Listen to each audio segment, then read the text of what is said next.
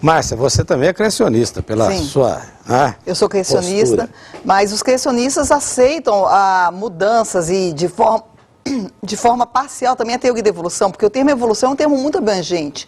E vai desde o conceito de microevolução, mudanças pequenas nas espécies, até a macroevolução, e até se chegar à ideia de uma ancestralidade comum universal, ou seja, todos os seres vivos vieram de um único ancestral comum. Os criacionistas acreditam que Deus criou os seres vivos no passado, mas que esses seres que foram criados podem ter se diversificado. Deus não necessariamente criou todas as espécies que existem e nem do jeito que elas estão hoje. Então, muita coisa pode ter acontecido e está acontecendo até hoje. É uma visão intermediária, se me é permitido comentar, mas que para mim é mais ou menos o equivalente a você dizer que a teoria da gravitação explica por que uma pedra cai no chão, mas não por que a Lua gira ao redor da Terra. Eu acho que é uma extensão tão natural, uma microevolução e macroevolução, ou seja, as pequenas mudanças e as grandes, que eu não vejo como isso pode não ser... Alguém pode aceitar uma coisa e não a outra. Aí eu discordo, Mário, porque... Você discorda. Eu discordo. Porque a microevolução, você vê ela acontecendo, e você vê os mecanismos, você pode testar em laboratório, sabe, ver bactérias em laboratório, ver variações, e você inclusive pode ver o surgimento de novas espécies, muito semelhantes a outras. Mas quando você vai para a coluna geológica e você vê...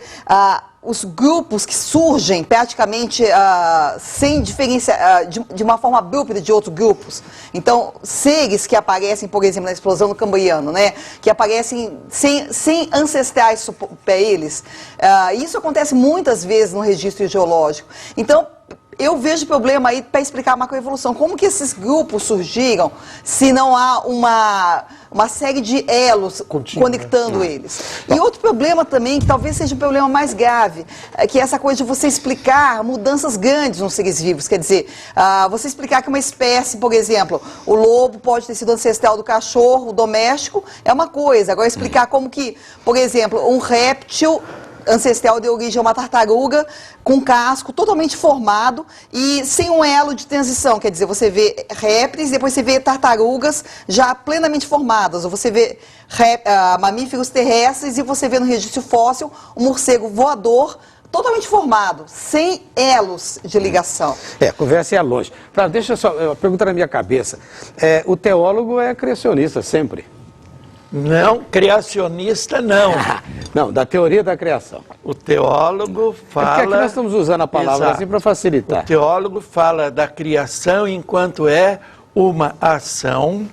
de Deus. De um ser superior... que nós chamamos Deus. Inteligente, que não depende de ninguém para existir. Agora, se essa criação procedeu-se dessa ou daquela maneira... a fé ou a filosofia não tem o que dizer e não pode dizer. Mas já que eu falei em filosofia, eu queria deixar claro um ponto para ajudar, quem sabe, o nosso ouvinte a entender bem. Se nós perguntamos, o homem vem da evolução, é produto da evolução, nós temos de perguntar também se o homem é um ser espiritual, o espírito vem da evolução da matéria, aí que nós vamos poder encontrar um divisor de águas tremendo. Por isso mesmo é que, de vez em quando, se diz o corpo humano pode ter vindo por evolução, mas a alma foi criada por Deus. Do ponto de vista filosófico, parece-me isso um absurdo, porque o homem não é um sanduíche. O corpo é o pão e a alma é a salsicha.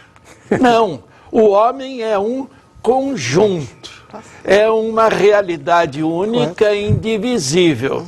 Por isso é que eu fico meio preocupado quando escuto dizer que o corpo pode ter vindo, mas Deus criou. Eu acho que é uma maneira muito simplória de imaginar a ação divina. Flávio, eu acho que a maneira, como você colocou, é bíblica, de alguma forma. Nós somos criados como entes completos, né? E eu diria que a Bíblia, quando corretamente compreendida, ela se ajusta àquilo que a ciência apresenta de maneira correta também. Eu não vejo contradição. E aquilo que é simbólico na Bíblia e aquilo que é literal, a própria Bíblia nos fornece elementos para sabermos. Por exemplo, Daniel Apocalipse. Agora não vou estudar esse livro, mas que coisa absurda. Foi o livro que mais interessou os grandes cientistas. Não é? Então, mas o significado dos símbolos estão lá. Agora, em Gênesis, analisando Gênesis 1, 2, Gênesis 1 a 11, vamos encontrar um estudo exegético aprofundado, que isso realmente é história. Né? E a Bíblia tem muitas evidências de sua historicidade. A própria arqueologia realmente nos traz bastante dados a esse respeito. Então, eu creio que, na minha visão, a ciência e a Bíblia caminham de mãos dadas, como ocorreu na vida dos maiores cientistas da história da ciência moderna. Deixa eu mostrar para vocês um VT que a gente preparou. Chama-se Brincando de Deus. Vamos ver. Diferente dos outros animais, o ser humano é racional. Pensa, cria, faz e interfere. Na natureza, ele é o principal agente transformador. Que o diga a agricultura. Há mais de 9.000 anos, seleciona espécies, combate outras. E mais recentemente, vem desenvolvendo métodos para modificar as plantas de acordo com suas necessidades. Foi alterado geneticamente para que ele tenha resistência às principais pragas do milho, que são as lagartas do cartucho, da espiga. Mas algumas alterações não são muito bem aceitas por todos. No caso dos alimentos transgênicos, por exemplo, as opiniões se dividem. Essa planta está protegida desde o início, reduzindo a aplicação de inseticidas, reduzindo operações de trator na lavoura. Não existe pesquisa suficiente direcionada aos transgênicos com relação ao ser vivo, principalmente com relação ao milho, porque ela pode ser resistente às pragas, como por exemplo a lagarta do cartucho. Mas como que alguém vai confirmar o que vai acontecer com essa lagarta daqui a alguns anos? Entendeu? Ela pode ocorrer uma metamorfose que ninguém pode saber o que vai acontecer com essa lagarta. O homem interferiu também na genética dos animais. Algumas raças de cachorro, como o Shih Tzu, por exemplo, são resultado do cruzamento de outras raças para se chegar aonde o homem desejava, ter um cão de companhia. Conheço o caso do Poodle. Ele é um cachorro, aquele pelo todo fechado, porque ele foi um cachorro criado para ser caçador de pato em lagoa. As lagoas geladas, então tinha que ser aquele pelo denso, o cachorro conseguia entrar sem se molhar, sem prejudicar a saúde dele. O risco entre cruzamento entre raças é que você, além de você aperfeiçoar as boas qualidades, você também acaba agrupando e aperfeiçoando também os defeitos. Depois que você acaba encontrando o que você está buscando, aquele estereótipo de um cão de guarda, um cão de companhia, um cão de caça, o que for, a partir daquele momento começa a ocorrer cruzamento entre parentes. Quando ocorre isso, nesse ponto que acaba ocorrendo o problema pior, que é o agrupamento de defeitos maiores.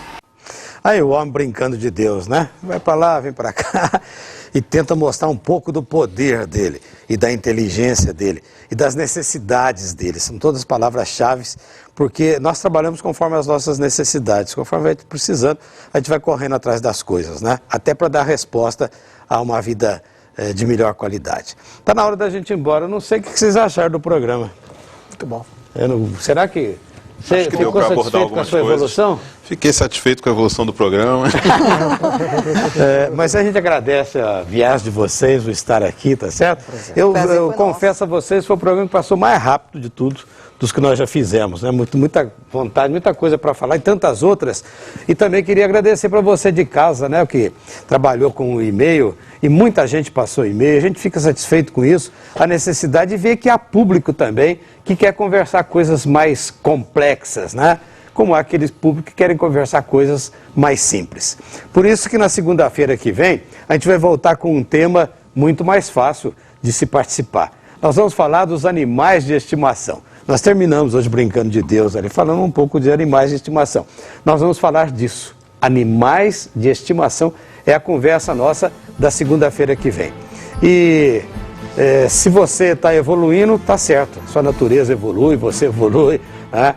E se você quer ter resposta para a sua vida, procure onde estão essas respostas. De repente, estão dentro do seu coração ou estão lá no alto, no céu. Um abraço, até mais.